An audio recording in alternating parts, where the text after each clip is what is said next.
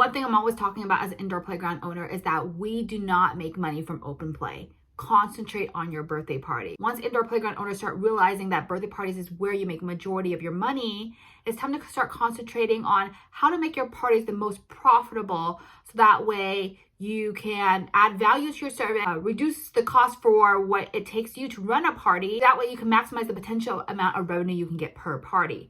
What I mean by that is that start taking away things from your parties that are not making you any money, that's costing you more money to put into it, but adding valuable items that people appreciate every party, but necessarily doesn't cost you much more money. For your party packages, you want to try to keep each package super simple. I would definitely go with a 3-package plan, which most services do. Generally speaking, you want to kind of push people more towards the middle package because the highest package is going to be the biggest value, but the middle package is going to be mostly within most people's budget. However, at my playground, I actually had a lot of people book the highest package, and I wanted them to book the highest package. How I did that was that I provided pretty much everything under the sun in my highest package. That way the client did not have to do anything when they got to the playground. They only had to provide food, and that's it. And I made sure they knew that they only had to provide food. So with that package, it came full decoration. So I would do all the decorating for them. And when they calculated out how much time it would take them to decorate plus purchase the supplies for decorating,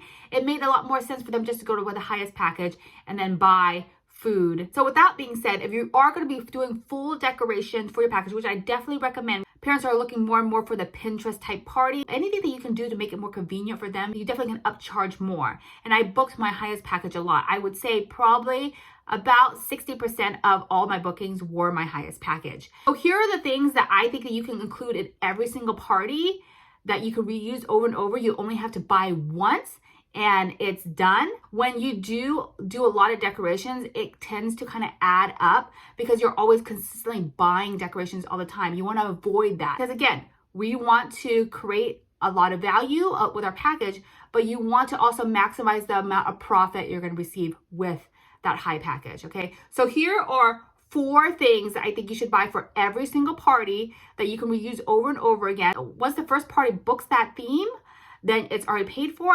And every single party after that, you'll have that decoration already. And it's not going to cost you any extra money. So now you get to pocket that money. The first thing, balloon trays. This is a table decor that I love. I would probably buy between 4 and 6 of them. You can add 3 balloons or 5 balloons. I just think that it creates really great height definition in table decor. And you can change up the balloons easily with every single party. So it can go with any party. It can go with a dinosaur party, it can go with a mermaid party, it can go with a cocomelon party. Trying to find decorations that you can switch out easily and customize per party is very hard. So the balloon tree is definitely one of them, and I definitely recommend it to everybody, especially if you are doing table decor. Okay, the second is party flags. Now with the party flags, I recommend the ones that are already spaced out that you do not have to string. There are certain ones that I prefer rather than others. I actually like the ones that are kind of like fabric that are already spaced out for you because it's just like an easy hang. It's like a couple minutes, as long as you already have the hooks already up in there and you kind of have a formula on how you usually decorate your parties. It's so easy to be able to switch out, especially if you have back-to-back parties. At the ending of my last year, I did do a lot of the parties myself. I did a lot of the turnover myself. People ask me all the time, how did I do that all myself? Well, I streamlined my process to make sure that I got decorations that were easy to put up, that did not take me a lot of time, and party flags was one of them. I like that with the party flags, you can get different types of colors that can match all types of parties. So whether it be a Batman party or it be a under the sea party, I had colored flags for that, and they could be easily switched out, and that's why I love party flags. I would rather that you buy a whole bunch of party flags in different colors that goes with tons of different themes than buying each theme separately, because as you know, every year parties change and themes change. So as long as, say for instance, maybe Encanto was the happening party this year, instead of having to buy all new Encanto wall decor, you can just buy purple or pink flags, and that can kind of be part of the Encanto party decor. So that's why I really recommend using party flags. Okay, I actually recommend them over the tassels because I do feel like the tassels are very cumbersome at times.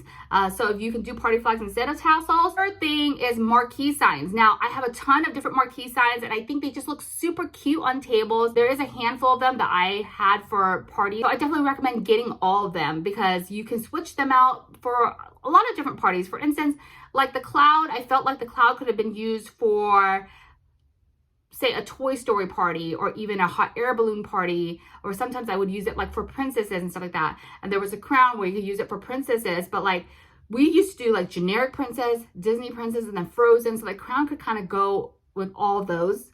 So then they had really cute ones, like for instance, the dinosaur one. There's also a pineapple one, so you can use the pineapple one for like Moana, a luau party, or something like that. They just had tons and tons of cute ones, and I just felt like they looked really great on the table and easy to put up. You're looking for a party decor that's easy to put up, but also looks great on the table, that doesn't take you a lot of time to set up, right? Even if you're having a staff set up your party, as you know, staffing is going to be the number one cost for your business. So any way that you can kind of reduce the hours that your staff works is more beneficial for you as the business owner. So the faster that the staff can set up parties, the less you have to schedule them, and that kind of saves in the cost of the party itself. Definitely get a whole abundance of them in all different shapes and colors, but also get the marquee signs that you can switch out the letters, because that can go with any party. You can switch out the letters to say anything that you need it to say, and that really helps with trying to cater every sign to a party itself. So definitely look into any of those as well, because I feel like those are just really amazing. You're going to go one step further too, maybe getting marquee signs that are numbers and letters. That way you can kind of add that to your party package as a custom item for the guests. It just kind of makes it feel a little bit more personal to their party if you can add a certain number, a certain age, a certain letter that is associated with that party. Backdrops are the number one thing that I think that you should invest with in every single party. I just feel like it just makes a party a little bit more customized. I don't love the plastic backdrops I see some party places use all the time. They just don't look super nice on the walls. So I definitely recommend getting some backdrops that can be wrinkle free if you can get them. They have tons of them on Amazon that we have used before. We've always used them all the time. They're not super great all the time because they're not always wrinkle resistant. So if you have a little bit more money, I would get something like Cape backdrops, which I've talked about in the past. But you know, some of the standard backdrops are probably fine too. We would just fold them up and store them in a bin. But getting all types of backdrops that can match all types of parties is amazing. So you can get an under the sea one, and that can go with mermaid, sharks, under the sea, baby shark. So you can go in a variety of different parties. So try to get backdrops that will match every party. For instance, if you're doing a Mickey party, try to get backdrops that can match Mickey or Minnie. So that way you won't be having to buy two separate backdrops, you know, something that's kind of neutral in case they want to do like Mickey Roadsters or something like that. Definitely try to have a set amount of backdrops for every theme that you have, because I just think it just kind of really elevates a party if you have that. Those are the 4 must-have items that I think you should get for every single party that you decorate at your indoor playground. Hopefully that helps you. I'm going to link them to my Amazon storefront so that way you can see them below. So that way you can start getting those high value packages booked more and more often. Talk to you next time. Bye.